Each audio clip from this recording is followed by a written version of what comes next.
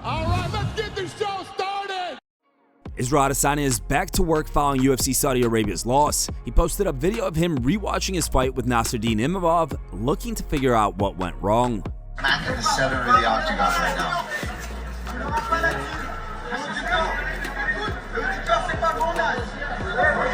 Cheeky trip attempt.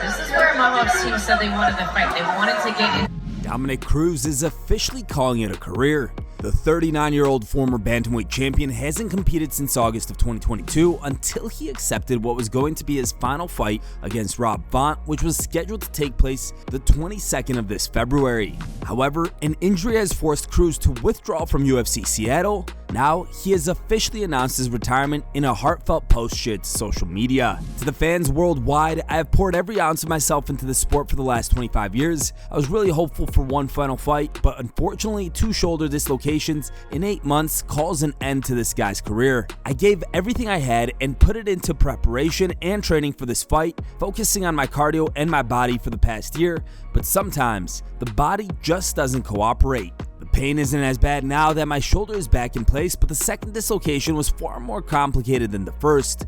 This sport has been everything to me. It's helped to shape who I am. Thank you to the UFC for building this platform and paving the way for fighters like myself and so many others. The UFC broke barriers to set the stage, not just for us as fighters, also for every MMA sports organization that followed them across the bridge, created throughout politics in order to allow our sport to take place legally in the United States and now the world. I'm incredibly grateful to everyone who booked tickets, hotels, and flights to support me. Thank you all for being there through every moment, every victory, and every challenge. You've made this journey unforgettable. Thank you for the love and support. I will carry it with me always. With love, Dominic.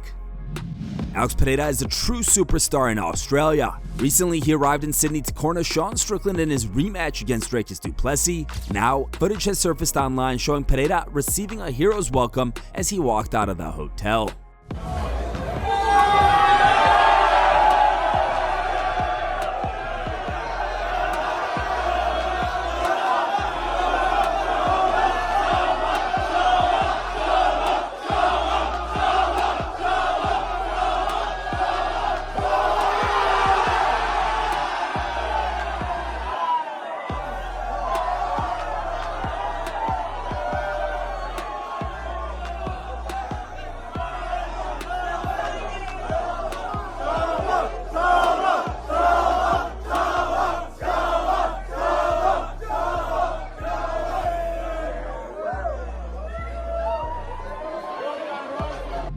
KAMARU Usman has shared advice for DRICUS du Plessis, hinting at how to beat Sean Strickland. Speaking on the latest episode of his Pound for Pound podcast, Usman, who fought and beat Strickland at UFC 210 in 2017, told DDP to go for the body instead of trying to land clean shots on Strickland's chin.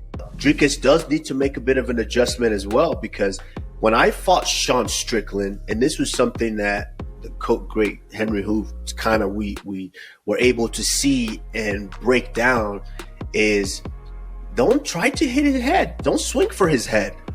And you saw that. If we run this clip back, you will see the exchanges where DRICUS is trying to hit his head, and you just can't hit his head.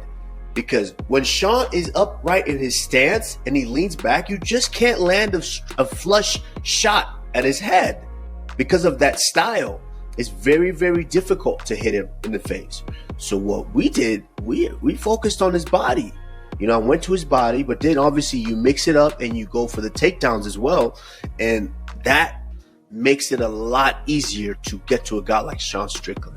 Shara Bullet has more to say on his recent defeat to Michael Venom Page. Speaking with Red Corner MMA, the middleweight elaborated on his prior comments, saying, "I've never felt this sick in the cage. My legs were gone, my arms felt weak, and I've got a lot of health issues I don't want to reveal. It was a whole bunch of problems that affected my performance. My mind was there, but my body was off. I've got dysbacteriosis and parasitosis in my intestine, and I've got problems with my bowel flow. I hope to fix this issue at least before the fight, but it's still there. That's why I could not keep the proper face. I was feeling sick after throwing just a few punches, so I needed a break. After every couple of punches, just moving on my feet for a minute, I was even afraid that I could throw up in the fight. When I went back to my corner after the first round, I felt like I was about to throw up. All of that bile stuck up there didn't let me work. It's still there. Even now, my legs were gone.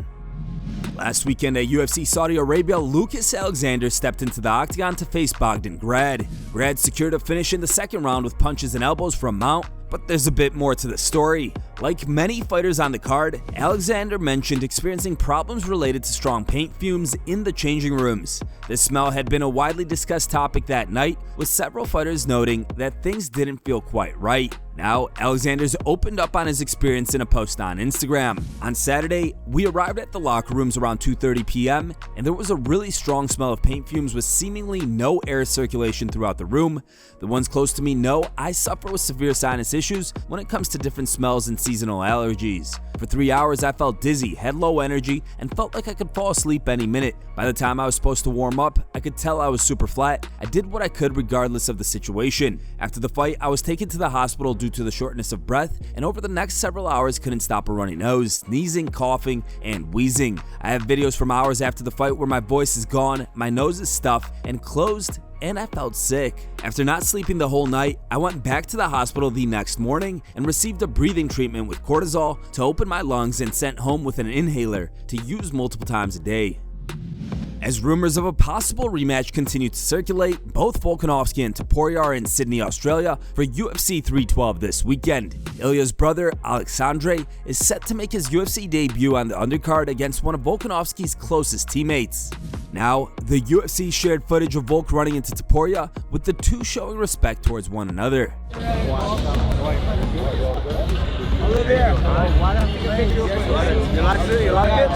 ready? I don't know. I just know from PR was able to leave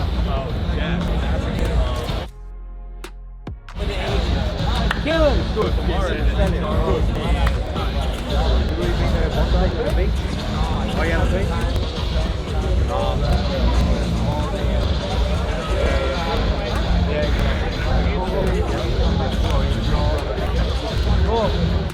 UFC 312 has lost a fight just minutes before weigh-ins today, reducing the official fight card to a total of 12 bouts this weekend. The scheduled matchup between Hyung-Sung Park and Nyamjargal Tumendemburo will no longer go down. John Anik announced the news during the official weigh-ins for the event this morning, citing weight management issues for Tumendemburo. Tumendemburo later took to IG revealing more info, writing, "During the cut, the doctor continued to stop the weight loss. This fight was cancelled due to the offer to match the weight, but the opponent said that the athlete wouldn't accept it. Thank you all for waiting patiently. Things are happening the way they are. There are many more battles to come, so don't be discouraged."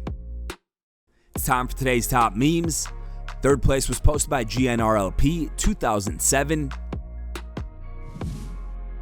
Second place was posted by Moreput 8790. And the top pick was posted by As Shopped As It Gets.